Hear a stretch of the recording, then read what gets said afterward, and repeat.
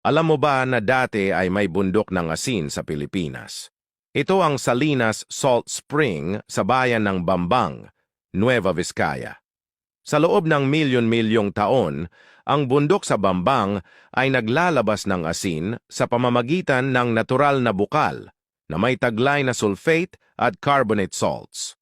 Ang prosesong ito ay lumikha ng mga puting deposito ng asin na tinatawag na travertine.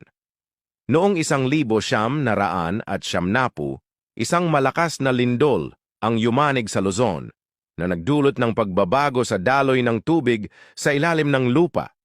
Dahil dito, huminto ang pag-agos ng asin mula sa bukal at unti-unting nawala ang puting deposito ng asin sa bundok. Ang dating makintab na anyo ng bundok ay napalitan ng kulay abo. At ang lugar ay unti-unting nakalimutan bilang isang atraksyon. Ganito talaga ang itsura ng gasolina sa loob ng tangke. Daw ay isang transparent na tangke ng gasolina ng motorsiklo. Ang disenyo nito ay nagpapadali para sa mga rider na makita agad ang dami ng gasolina para hindi sila mabigla kung mauubusan na.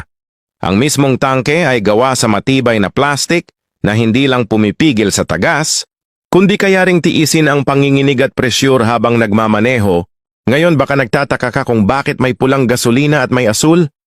Iyon ay dahil sa mga additive na hinalo dito.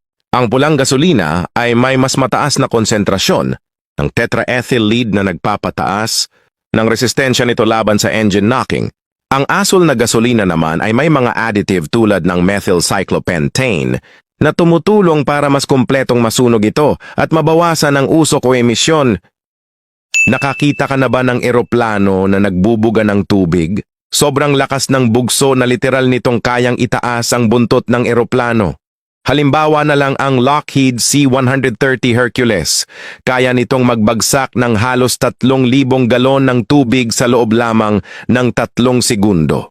Dahil sa sobrang bilis ng pagbuga, agad itong nagiging pinong ulap ng ambon na nagpapataas ng bisa sa pag-apula ng apoy ng mahigit 50%. Kahit ang mabilis kumalat na wildfire ay kayang mapigil agad, pero may kapalit ito. Kailangang bumalik ang C-130 sa base para mag-reload dahil ang lahat ng tubig nito ay nakaimbak sa isang pressurized tank na ibinubuga sa pamamagitan ng mga nozzle. Kung ikukumpara sa amphibious firefighting planes, hindi na nila kailangang bumalik sa base para mag-refill ng tubig. Sa halip dumudulas lang sila sa ibabaw ng lawa at sumasagap ng tubig gamit ang intake sa ilalim ng eroplano.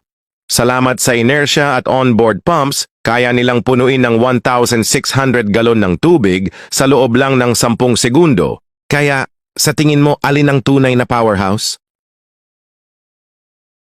Bakit hindi kumikita ang Coke sa Thailand? Kasi dito, may mas higit pa. Isang inumin na 100 beses na mas maganda, pine needle soda tuwing alas 3 ng umaga.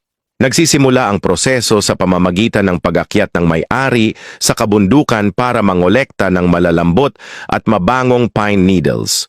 Ayon sa mga lokal, nakakatulong ito laban sa sipon at pamamaga.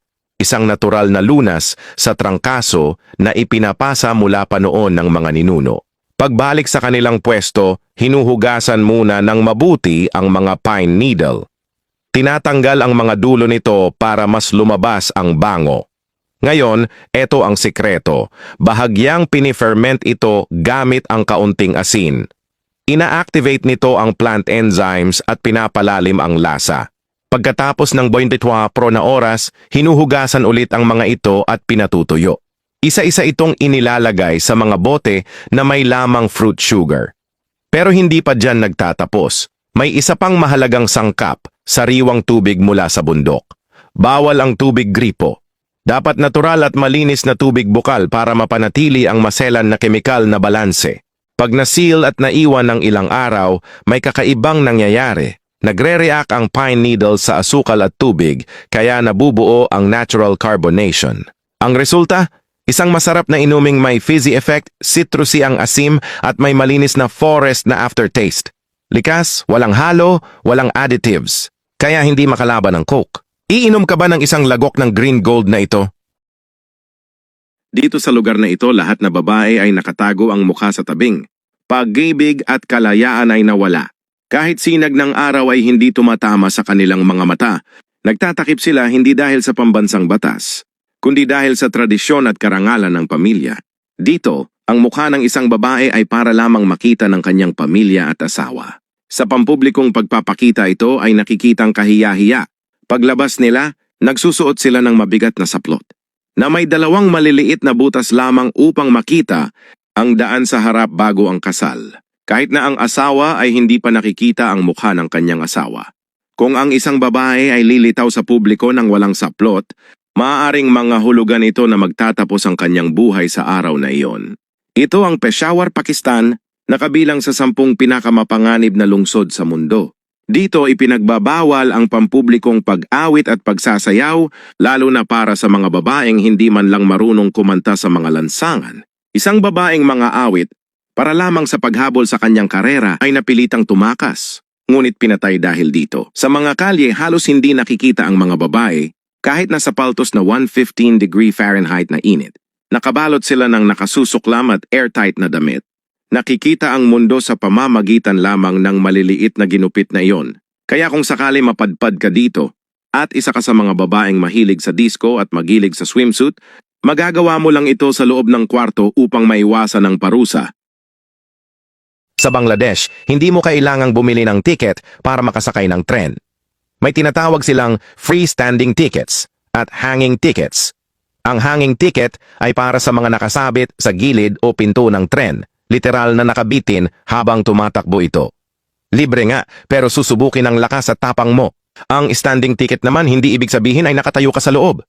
Sa Bangladesh, ito ay para sa mga nakaupo o nakatayo sa bubong ng tren. Dito, walang masyadong sinusunod na patakaran.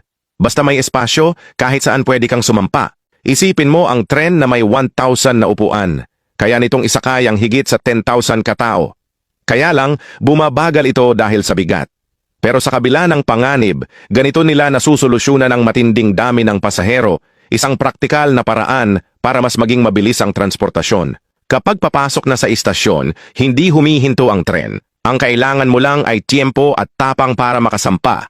Ang pagbaba naman, may teknik din. Dapat marunong kang tantyahin ang bilis ng tren, hanapin ang tamang sandali ng paghinto at siguruhing alam mo kung saan tatapak. Para sa mga sanay na, kahit may bagahe sa ulo, nakakababa pa rin ng maayos. Pero para sa mga baguhan, pwedeng mapanganib ito, isang maling hakbang, at pwede kang madapa o masaktan.